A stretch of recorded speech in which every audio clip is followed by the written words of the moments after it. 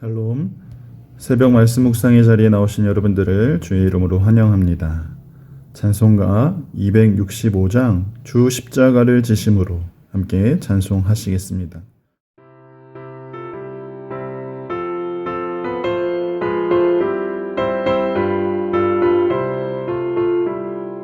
주 십자가를 지심으로 죄인을 구속하셨으니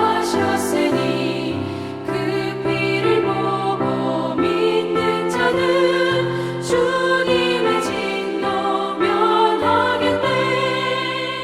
내가 그 피를 유월절 그 양의 피를 볼 때에 내가 널 넘어서 가리라. 오늘 함께 나눌 말씀은 레위기 6장 1절부터 7절까지의 말씀입니다. 제 6장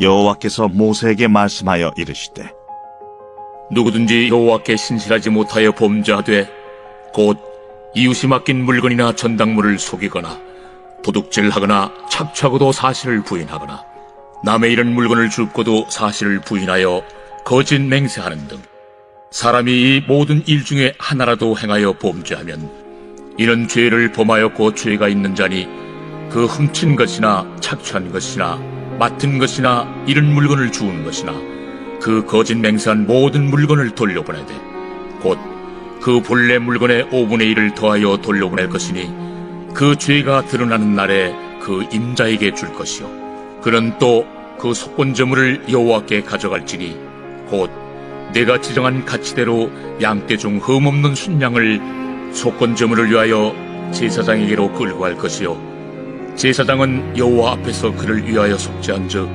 그는 무슨 허물이든지 사함을 받으리라. 이 시간 속건제라는 제목으로 함께 말씀 나누기를 원합니다. 성도 여러분, 밀양이라는 영화를 보신 적 있으신가요? 자신의 아들을 죽인 그 유괴범을 용서하기 위해 유괴범을 찾아가지만 그 유괴범은 이미 나는 하나님께 용서받았으니까 괜찮다라고 이렇게 말합니다. 이에 주인공은 엄청난 분노와 배신감을 느끼는 이러한 스토리의 영화입니다. 이 시대에 우리는 타인의 고통과 아픔에 얼마나 공감하고 있는지에 대한 내용이 이 밀양이라는 영화입니다. 오늘 함께 살펴볼 이 속건제는 이처럼 관계에 대한 죄를 지었을 때 죄 용서를 위한 제사라고 할 수 있습니다. 5장 14절부터 6장 7절까지의 그 속건제의 내용이 나오고 있는데 이 속건제라는 말은 허물을 사하기 위해 값을 지불하는 제사라는 뜻이죠. 이 속건제도 속죄제와 같이 죄를 속하기 위한 제사로서의 회개를 의미합니다. 하지만 살펴보았던 속죄제와 이 속건제의 차이점이 있다면 이 속건제는 하나님과 그리고 사람과의 관계 속에서 지은 죄를 속하는 제사입니다. 그리고 그 관계를 회복하기 위해서는 속죄제는 속죄 제물만 드렸다면 이 속건제는 속죄의 제물과 그 제물의 5분의 1을 더하여 드려야 하는 것이죠. 그렇다면 이 속건제는 언제 드리는 것입니까? 먼저는 하나님과의 관계가 깨어졌을 때 드리는 것이 이 속건제입니다. 5장 17절 이하에 보시면 여호와의 성물에 대하여 범죄하였을 때 여러분 여호와의 성물은 거룩합니다. 그렇기 때문에 함부로 해서도 안 되고 실수로라도 만져서는 안 되는 것이죠. 또한 여호와의 계명 중에 하나라도 어겼을 경우 혹은 부지 중에라도 이것을 어겼을 때 그것 역시 하나님 앞에 죄를 범한 것이기 때문에 속건제를 드려야 합니다. 중요한 것은 여호와의 성물을 부지 중에 만지는 것 그리고 여호와의 계명 중에 부지 중에 범한 것도 여호와의 주권과 거룩한 질서를 깨트리는 모습이기 때문에 그로 인해 여호와 하나님과의 관계가 깨어지기 때문에 이 속건제를 통해서 회복해야 한다라는 것이죠. 여기서 우리의 죄가 과연 어떻게 여호와의 거룩하심을 깨뜨릴 수 있는가라고 생각해 볼 수 있겠지만 거룩하신 하나님은 어떠한 죄도 용납하실 수 없으신 분이십니다. 사실 우리가 하나님의 그 거룩하심을 깨뜨릴 수 있다라는 것이 아니라 실수로라도 우리가 죄를 지었다면 우리는 그 죄 때문에 결코 하나님께 나아갈 수가 없기 때문에 이 속건제를 통해 하나님의 거룩한 질서를 바로 세우고 우리가 하나님 앞에 나아갈 수 있다라는 것이죠. 결국 우리를 살리시기 위한 하나님의 마음이 이 속건제에 담겨 있는 것입니다. 그래서 하나님은 그 깨어진 관계 회복을 위해서 흠 없는 순양을 가지고 나오라고 말씀합니다. 그리고 더 나아가서 손해를 끼친 것에 5분의 1을 더해서 가지고 나오라고 말씀하시죠. 그렇게 속건제를 드려야 했습니다. 이어서 레위기 6장으로 넘어가면 하나님은 이 죄의 범위를 하나님과의 관계에서 이웃과의 관계로 확장시키고 있습니다.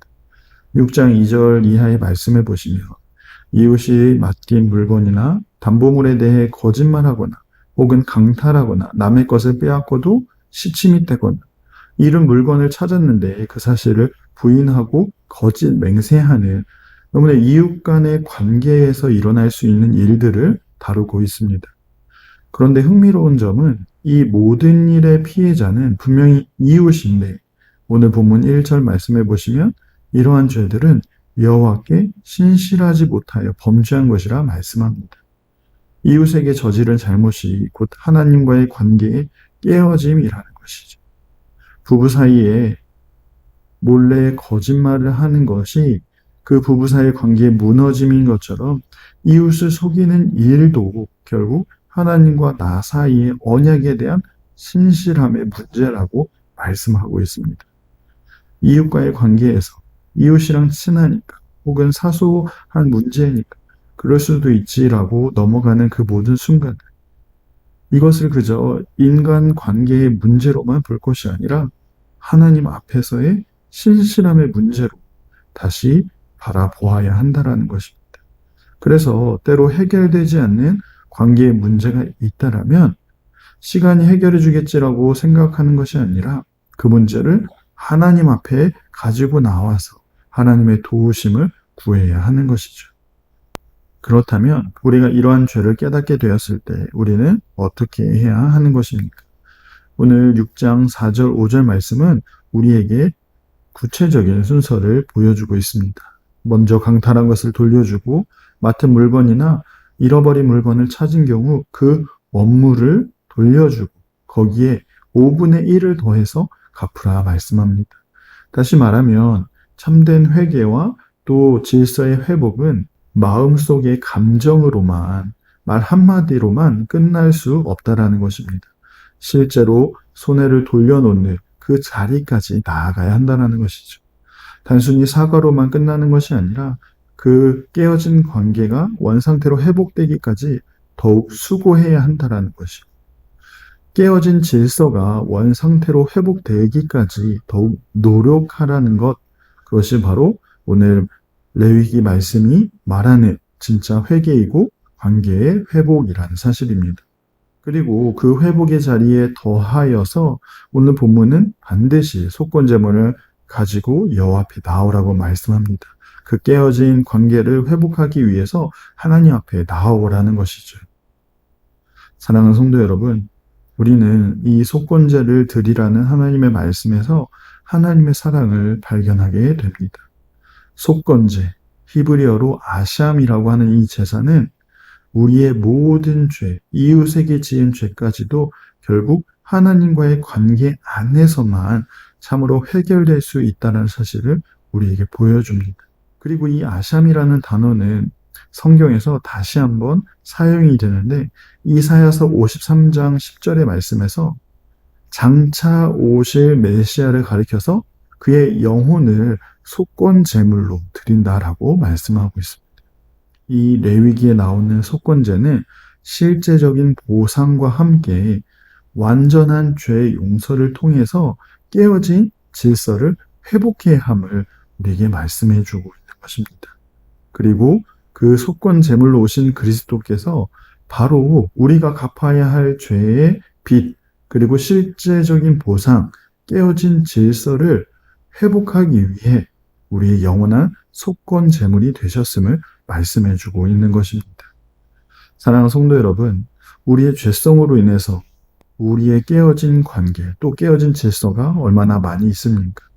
우리의 죄는 하나님의 영광과 또 하나님의 질서, 그리고 우리에게 주신 이웃과의 관계를 모두 깨트려 버렸습니다. 우리는 죄로 인해 영적인 빚을 졌을 뿐만 아니라 우리 이웃 간에 그런 빚을 진 자입니다. 하나님께도 반드시 배상해야 할 뿐만 아니라 이웃에게도 반드시 배상해야 할 의무가 있다라는 것이죠. 하지만 여러분 생각해 보면 우리는 그 빚을 도저히 갚을 수 있는 능력이 없습니다. 그런 우리를 위해서 하나님은 그 모든 빚을 대신 갚으실 재물을 친히 준비하신 것이죠. 십자가에서 우리를 위해 자기 목숨을 내어주신 예수 그리스도이십니다. 예수 그리스도께서 우리를 대신해서 벌을 받으시고 우리를 대신해서 피 흘리시고 죽기까지 하신 것입니다. 우리가 도저히 갚을 수 없는 그 죄의 대가들을 완벽하게 보상하시고 모든 깨어지고 무너진 질서들을 회복하신 것입니다. 사랑하는 성도 여러분, 우리는 이러한 은혜를 받은 자라는 사실을 꼭 기억하시길 바랍니다. 누가복음 19장에 나오는 삭개오처럼 우리는 지금까지 우리 자신만을 위해서 살아왔던 사람들입니다. 하지만 예수님께서 찾아오시고 예수님을 만났을 때 삭개오는 어떻게 반응하였습니까?